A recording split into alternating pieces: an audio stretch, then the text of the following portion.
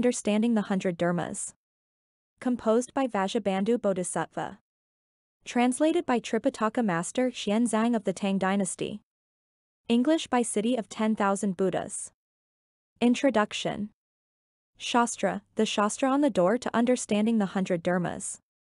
Commentary, the Dharma spoken by the Buddha constitutes the Sutras, the precepts which the Buddha established make up the Vinaya, and the writings of the patriarchs are called the Shastras. Sutras reveal the study of samadhi, Vinaya texts disclose the study of precepts, and Shastras discuss the study of wisdom. You could say this is the first time since the founding of the Buddhist Lecture Hall here in San Francisco that a Shastra is being thoroughly explained. Although we have had classes on Shastras before, the explanations have been quite simple. This explanation will go into more depth. A lecture series like this is very rare in the West, which is why when people in the West wish to learn to understand Shastras, there is almost no opportunity to do so. But if people do not understand the Shastras, they will not be able to cultivate. If they cannot cultivate, they will not become Buddhas. And if they do not become Buddhas, they will revolve forever on the wheel of rebirth, being born then dying, and after dying being reborn. When born, people are completely muddled and do not know what happened, and at the time of death they are just about to understand, but time will not wait for them. They die just as muddled, and much as they would like to understand, there is no more time. The reason they do not understand is that they have not investigated the Shastra on the door to understanding the 100 Dharmas, and so they are born muddled and die confused over and over again as they turn in the 6 paths of the revolving wheel. And so now we are lecturing this Shastra. Someone may ask, what is the Shastra on the door to understanding the 100 Dharmas? Not only have I never seen it, I've never even heard of it before. That is good. You speak very honestly. When you know, you say you know, and, when you do not know, you say you do not. That means you can still be taught. The trouble is that many people tend to say they know something when they do not in fact know it. If one does not know something but says one does in an attempt to fool people, one is actually only fooling oneself. Someone who claims to know what he does not know, and denies knowing what he does know, is the most foolish kind of person. An example would be if you have never heard of the Shastra on the door to understanding the 100 Dharmas, but when someone asks you if you are familiar with it you reply, "Oh, I know that one." Then, when asked what the Shastra discusses you say, "Oh, I've forgotten." That is a clear-cut case of a person saying he knows what he does not in fact know, saying he has mastered what he has not mastered, saying he understands what he does not understand, and claiming to be perfectly clear about what is not at all clear to him. That is the stupidest thing a person can do, and it leads to rebirth as a pig. People who get reborn as pigs were great pretenders in their former lives and acted as though they knew absolutely everything. That is why I feel such pity for pigs when I encounter them. I tell them, you are lamentable. You just wouldn't listen to instructions in the least. You didn't rely upon the Dharma to cultivate, and so you've fallen into the bodies of pigs. There are not merely 100 Dharmas, there are 660 Dharmas. But there are not merely 660 Dharmas, there are actually 84,000 Dharmas. The Buddha set forth 84,000 Dharma doors, and every door is a path to accomplishing Buddhahood. Later on, because living beings' basic natures were too obtuse, 84,000 Dharma doors became too many.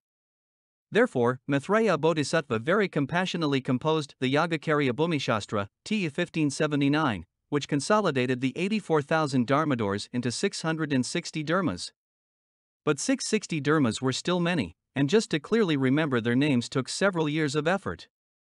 Then Vasubandhu, heavenly relative, Bodhisattva contemplated and saw that people in the future whose natures were suited to the great vehicle would prefer abbreviation. So he selected the 100 most important leading Dharmas from the Yogacarya Bhumishastra's 660 Dharmas and condensed them into the Shastra on the door to understanding the 100 Dharmas.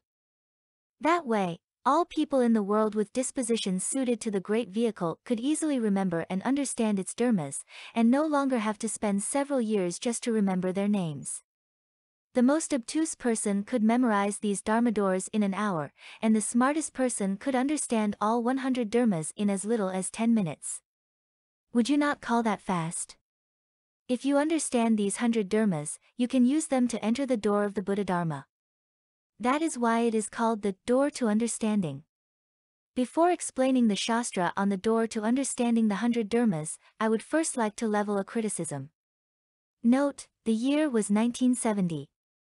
From what I have seen and heard of people in the West who explain the Buddha Dharma, if you were to ask them what the Shastra on the door to understanding the 100 Dharmas is, what reply would they give?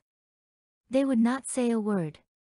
Now, that would definitely not be as when Manjushri Bodhisattva asked Upasaka Vimalakirti what truth in the primary sense was, and Upasaka Vimalakirti did not say anything at all. His not speaking was in itself truth in the primary sense. If he had spoken, truth in the primary sense would have vanished. So he really did express truth in the primary sense by his silence. But the 100 Dharmas are not the same as truth in the primary sense. They must be spoken. If instead of speaking, a person closed his mouth, closed his eyes, and put on a big show of studying truth in the primary sense, that person would be wrong. That is because the very fact that there are 100 kinds of dharmas means they have to be expressed. Without speaking, there is no way to represent those 100 dharmas. There are those who profess to be teachers of Dharma but who do not really know how to expound upon a single Dharma, not to speak of 100.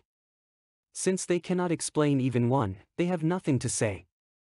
All they can do is go into some kind of tight-lipped, mystic-eyed trance. Wouldn't you say that was sad?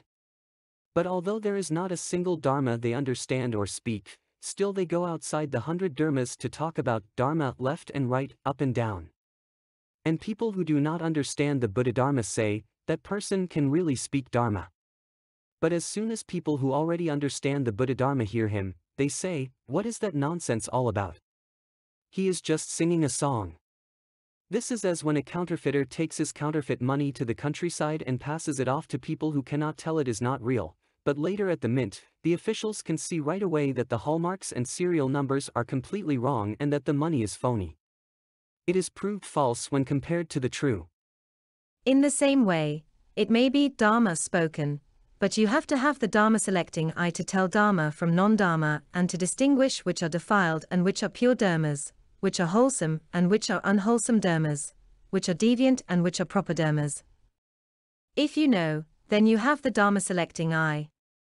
It should not be that if someone speaks Dharma in a booming voice, or sings it like a wailing chant, you become so confused you could not sleep even if you wanted to. Wouldn't you say that was pathetic?